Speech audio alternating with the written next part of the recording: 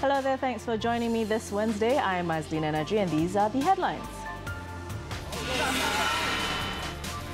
Datin Sri Rosmah arrested by the MACC. Heavier punishment awaits those selling contraband cigarettes and liquor. And volcano erupts on disaster-hit island of Sulawesi.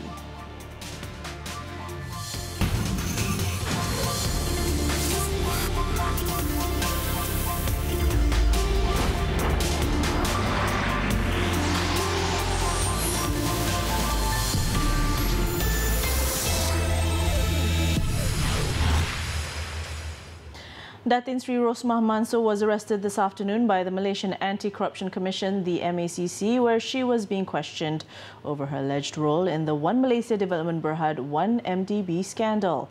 Now, in a statement, the Commission said she will be charged with money laundering tomorrow at the Putrajaya Sessions Court under the Anti-Money Laundering, Anti-Terrorism and Financing and Proceeds of Unlawful Activities Act.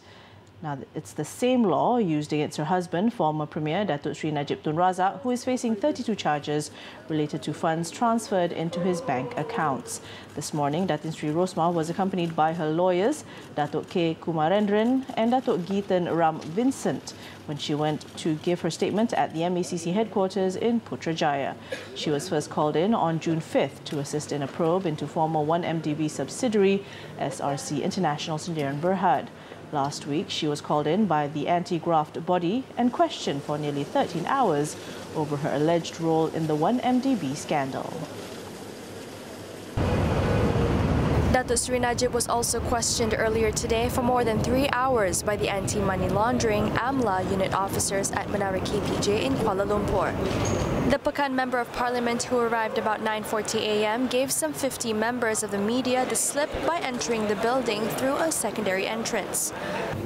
It is understood that AMLA unit investigators had questioned him about 1MDB as well as financial transactions dating back to 2011. It was earlier reported that the Federal Police Commercial Crime Investigation Department would call both the former Prime Minister and his wife for questioning again. Datuk Sri Najib was called in for the first time on May 22nd to have a statement recorded and was questioned by the MACC for 4 hours in connection with transactions involving SRC International Sdn Berhad. He has since been charged with several counts under the Anti-Money Laundering and Terrorism Financing Act 2001. In other news, a former youth head of the Malaysian Retail Chain Association and his Chinese wife pleaded not guilty in the Petaling Jaya Sessions Court today to criminal breach of trust, CBT, involving almost 70,000 ringgit. Datuk Lee Kim Hock, aged 35, and his 32-year-old wife, Zong Pei Ling, both directors of Mayorto Foot Care Sdn Berhad, were entrusted with 13 cheques for 69,047 ringgit. They were alleged to have used the property for their personal benefit in January last year and are now being charged under the Penal Code, which, if found guilty, could imprison them for up to 20 years, be whipped and fined. Judge Mabel S. Mutia set bail at 7,000 ringgit in one surety each. The couple was ordered to surrender their passports to the court and to report themselves at a police station once a month. November 7th was set for mention.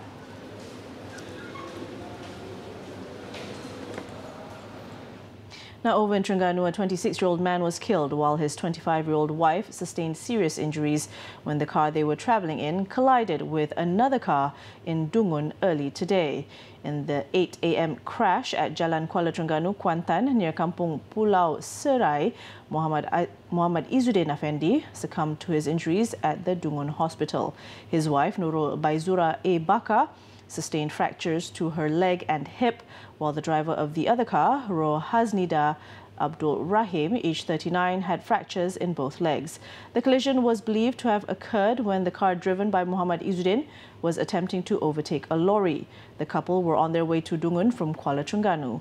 Both the injured victims were treated at the Dungun hospital, while a probe is being carried out to ascertain the actual cause of the crash.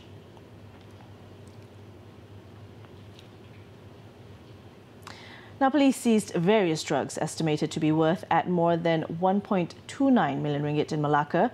The drug haul involved two separate cases in Malacca Tengah and Alu Gajah yesterday. State Police Chief Datuk Raja Sharum Raja Abdullah said the first case saw raids at two locations with the seizure of more than 1.01 million ringgit and the detention of a 43-year-old man. The first raid was carried out at a two-storey house at Tengkera at 9:45 a.m. after the suspect was detained in a car near the premises. Drugs seized inside the residence comprised of over 3.8 kilograms of heroin base, 6,960 Arabin 5 pills and more than 137 kilograms of caffeine. Selain daripada itu, pihak polis juga telah menjumpa beberapa bahan peralatan yang dipercayai digunakan untuk menghasilkan dadah-dadah sintetik inilah. Sebagaimana bahan, bungkusan, peralatan lain-lain yang ada di depan tuan-tuan dan puan ni. So, kes ini diklasifikasikan sebagai kes 39B, akta dadah berbahaya. This led police to the second premises, an apartment in Bandar Hile, on the same day at about 5 p.m. where more drugs, including heroin, ketamine and shabu, were found. Initial probe revealed the man had no crime record and was a bankrupt. In the second case, 4 kilograms of shabu worth 280,000 ringgit were seized from a car driven by a 34-year-old labourer on the North-South Expressway at about 5 p.m. yesterday. Authorities also found 100,000 ringgit cash hidden under the floor mat on the driver's side, which were offered as bribe to two traffic policemen who arrested him. Meanwhile, in Kedah, police seized 252 kilograms of ganja worth more than 630,000 ringgit in Kedondong, Pokok Sena early yesterday. 4 suspects aged between 20 and 42 were picked up in the raid and have been remanded from today until October 9th to facilitate police probe into the case. State Police Chief Datuk Abdul Rahim Jaafar said in the 4:30 a.m. raid, 5 suspects were spotted in a Proton Wajah and a Toyota Vios at the Bukit Pinang traffic light junction in a suspicious manner. When police tried to intercept their vehicles, the driver of the Toyota Vios sped off before the vehicle skidded to the side of the road. The man, however, managed to flee from the scene, while the remaining 4 men in the Proton Wajah were nabbed. Police then found 248 ganja slabs at the rear seat and in the trunk of the Toyota Vios. One of the suspects had 14 criminal records, including 2 drug-related offences.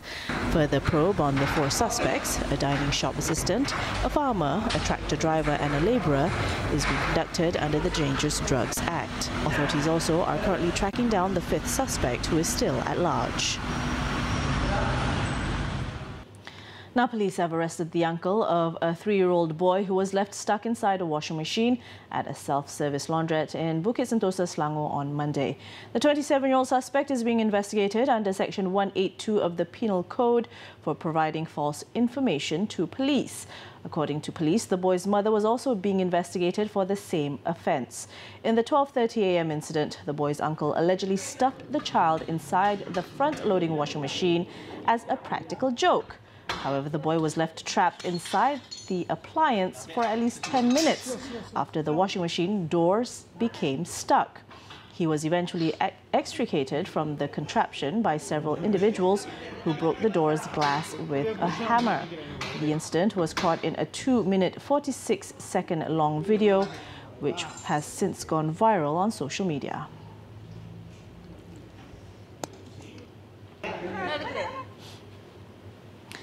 The Customs Department has proposed adding corporal punishment and raising the fine for smuggling contraband items. Currently, those guilty of smuggling contraband items would only be fined not less than 10 times and not more than 20 times the value of the goods. So the department hopes the heavier penalties will halt the sale of counterfeit cigarettes and spirits responsible for the latest spate of methanol poisoning cases. Jadi tunggulah sehingga ianya diluluskan nanti di Parlimen. Dan apa yang kita telah cadangkan kepada kerajaan adalah satu amount yang akan menjadi deterrent ya, iaitu RM100,000 minima. Walaupun premis itu menjual satu karton rokok ataupun satu botol arak. Dan juga kita telah mengesyorkan kepada kerajaan sebatan sekali. Sekian September. Datuk Subramaniam also said the offences will not only include smuggling and selling, but also storing, transporting, distributing and possessing such contraband items. Meanwhile, the department raided a factory in Cheras on September 28th and remanded a 60-year-old local man to assist in the investigation. The premises was involved in processing fake liquor, including those branded Mandalay, Club 99 and Grand Royal, among which were involved in the recent cases of toxic alcohol poisoning, which have killed about 40 people so far.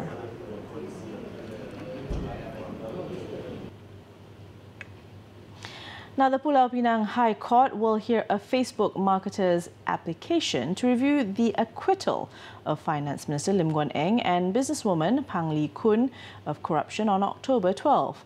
This comes after Muhsin Abdul Latif called on the court to revise the decision from an acquittal to a discharge, not amounting to an acquittal as first requested by the Deputy Public Prosecutor. Lim and Pang were acquitted on September 3rd of corruption charges. Muhsin is asking the court to review the case, claiming that Lim was close to the Attorney General, which could be construed as a conflict of interest. Lim's lawyer, Ramkapal Singh and V. Sitambaram, who represents Pang, said they were ready to submit their objections without further delay. They also supported a preliminary objection by Deputy Public Prosecutor Ahmad Ghazali Muhammad Nazri.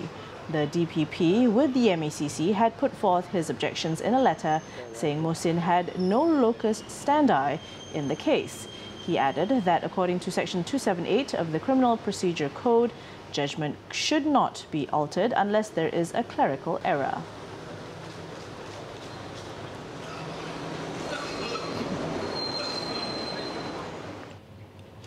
The parties who were asked to pay some 4.3 million ringgit for negligence in a 2017 accident that left a Tahfiz student in Kelantan paralyzed for life are asking for the amount to be reduced. CT1 Corporation Sdn Berhad and Mahad Tahfiz Al-Hashmi have filed an appeal against the decision of the Kota Baru Sessions Court. Now, the appeal to cancel or reduce the compensation was filed by the Tahfiz founder, Dato' Adnan Hashim, at the High Court Registrar's office on Wednesday. Walaupun menerima keputusan mahkamah, tapi di dalam menentukan wujudnya keadilan yang kemas di dalam negara, maka kita lihat bahawasanya ada ruang yang saya terpaksa buat rayuan dan insya-Allah. On September 23rd, the court found that the three defendants were 100% responsible for the negligence and therefore they should pay the compensation, which would cover long-term medication cost. Former Tahfiz student Muhammad Faiz Hafizuddin, age 18, suffered head injuries and a cracked spinal cord that resulted in lifelong paralysis in an accident in June 2017. 7 out of 12 Tahfiz students were killed when the van they were travelling in skidded and crashed into a house. 5 of them were killed at the scene while the other 2 died at the Kuala Krai hospital.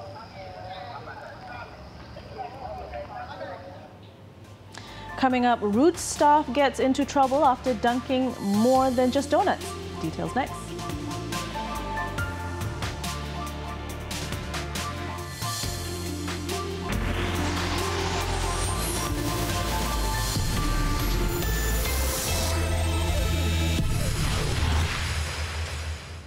Welcome back. Now let's take a look at our daily segment Clickbait for what's trending and making rounds in the cyber world today. So not long ago in June, we were alarmed by a number of product recall involving several brands of canned sardines imported from China into Malaysia that were found to be contaminated with parasitic roundworms. Well, recently, a Malaysian made a discovery that there may be some problems with locally produced canned sardines as well. So according to Berita Harian, a 38-year-old housewife popped open a can of sardines to make her husband sandwiches for breakfast. However, she was shocked when she found that the sardines had a few worms inside. The woman's father said the worms were found in 2 out of 5 cans of sardines that she had bought at a supermarket in Bahau, Negeri Sembilan on Friday, despite having a 2021 expiration date. The canned sardines are locally produced items, and it was unclear whether this is an isolated incident. The man also said he will report the matter to the Domestic Trade and Consumer Affairs Ministry so that they can investigate the incident.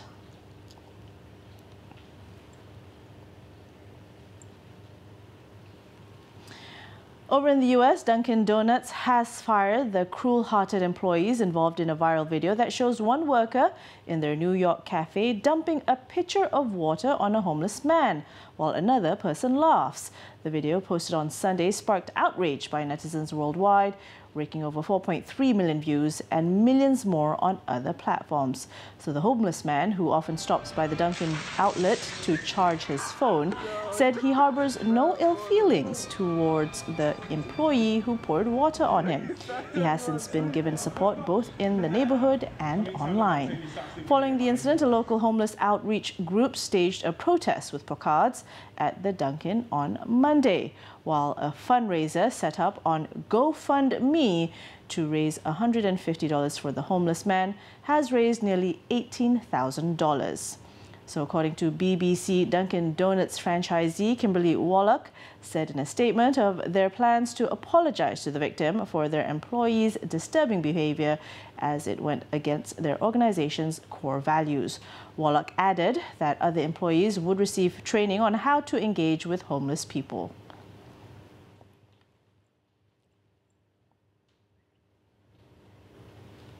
Now updated as of 7 p.m, here are the top trending topics and searches on the internet today.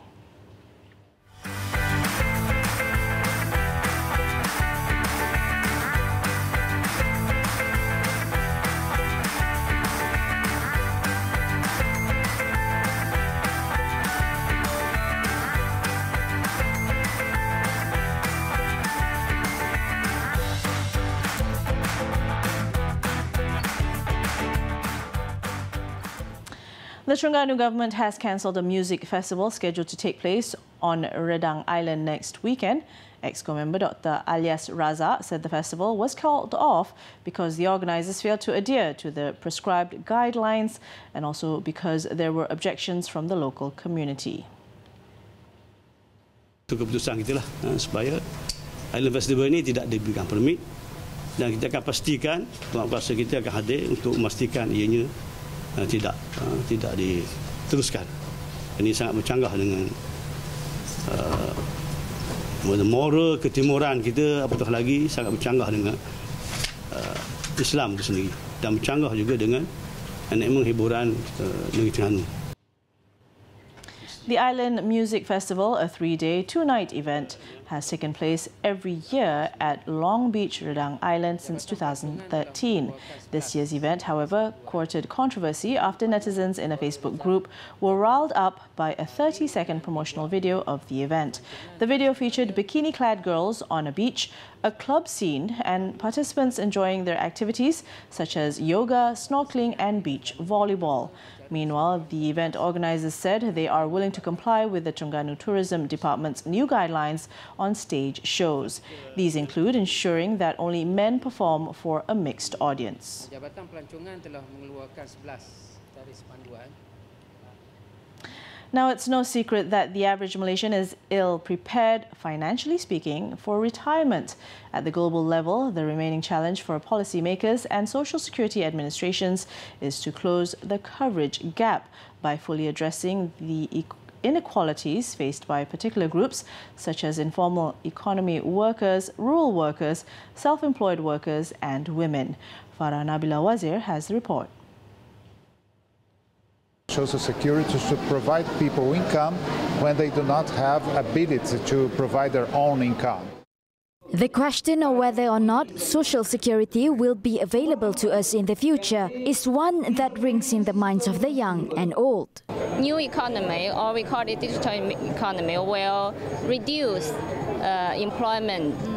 But actually, I found myself new technology will at the same time increase many employment opportunities. Majority of Malaysians, when they retire, they don't have enough saving. So they don't have any form of security after retirement, because quite a number of Malaysians, they are out of the system of safety net. We take example like those self-employed, basically the fishermen, the hawkers, those on e-hailing or online business. So they don't have any form of coverage if accident happen, if death happen. Awareness of social security in Indonesia still right now still low.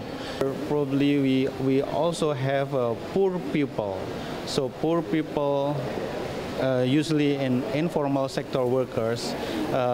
This is probably we need help from the government. These are some of the social security challenges faced by many countries for decades. Besides that, people seem to neglect their long-term care services such as health, social, housing, transportation and other support services which will prevent them from falling into poverty when they get old. The International Social Security Association, ISSA, also listed down 10 major global challenges for social security. Although Malaysia and other countries have done their best in delivering the social protection, there are still gaps in the system. And due to this, there's a need to create a new social security ecosystem to ensure that no one gets left behind. Luckily, Malaysia has come up with a plan to address the issue. And we are going to work on the same platform with EPF and also Ministry of Women, Welfare and also Development to come up with the national blueprint on social well-being. So we have to work as a team to really mitigate all the challenges that we are facing today, and we have to really sit down to look into how... All this will be intensely discussed at the Regional Social Security Forum for Asia and the Pacific, which will be held from October 2nd until 4th, with more than 400 participants comprising 75 social security institutions from across the region. Farah Nabilah Wazir for 7 Edition.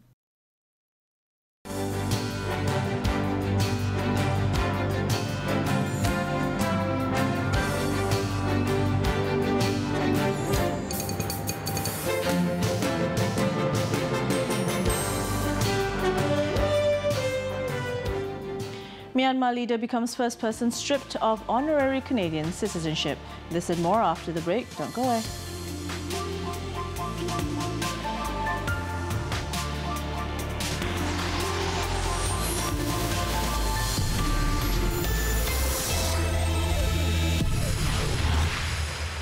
We're back with some world news. Soputan volcano on Indonesia's Sulawesi Island, the very same island that was afflicted by a powerful earthquake and devastating tsunami last week, has erupted 4 times today.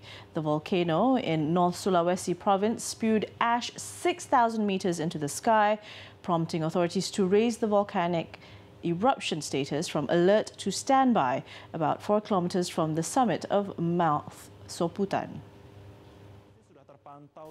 Now, so far, no damage or casualties were reported.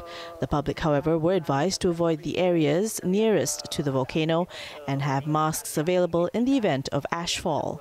According to government volcanologists, it's possible the eruption was accelerated by the 7.5 magnitude earthquake in central Sulawesi. No evacuations were immediately ordered, but planes were warned of the ash clouds. 8 planes just started to be able to get to Palu, the city most badly hit by the tsunami. But 5 days after disaster struck, time is running out for anyone trapped under the collapsed buildings. Authorities have set a tentative deadline of Friday to find anyone still trapped under rubble, at which point the chances of finding survivors will dwindle to almost 0. Now, as of today, the official death toll from the 7.5 magnitude quake that struck the west coast of Sulawesi last Friday has risen to over 1,400, with more than 2,500 injured. Officials, however, fear the toll could still soar as most of the confirmed dead came from Palu, and losses in remote areas largely cut off by landslides since Friday has yet to be determined. President Joko Widodo, meanwhile, headed back to the quake-affected areas on Wednesday to supervise rescue and relief operations as reports of mass looting of food and other goods emerged. It is the second time he visited the area since the quake hit 5 days ago, with the government heavily criticized for a lack of disaster planning, as residents in and around Palu have struggled to get food, water or medical aid for days. Widodo, who faces re-election next year, however, insisted that the military and the police were in full control, urging foreign rescue teams to stand down as the crisis was in hand. Now, Myanmar leader Aung San Suu Kyi became the first person to be stripped of honorary Canadian citizenship over her refusal to call out atrocities by her nation's military against the Rohingya minority. The move was made official after Canada's Senate voted to revoke the symbolic honour. The lower house had already approved a motion to the same effect last week. The House of Commons granted the privilege to Suu Kyi in 2007, but her international reputation has since been tarnished by her refusal to call on the Burmese army to put an end to the atrocities committed against the Rohingya. Canadian lawmakers described the violence against them as a genocide in a resolution passed in September. A brutal military campaign that started last year drove more than 700,000 Rohingyas from Myanmar into neighbouring Bangladesh, where they now live in cramped refugee camps, fearful of returning despite a repatriation deal. Canada has granted honorary citizenship only to 5 other personalities, including Nelson Mandela, the Dalai Lama and Malala Yousafzai.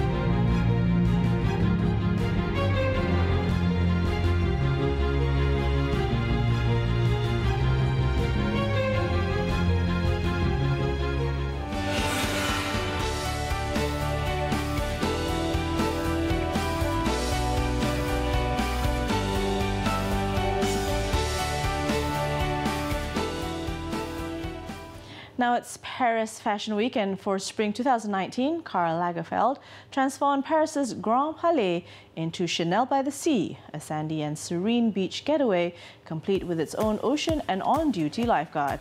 We leave you with the models striding barefoot through Chanel's latest styles to wrap up Summer Edition tonight. I'm Azlina Najee. Thanks for watching. Good night.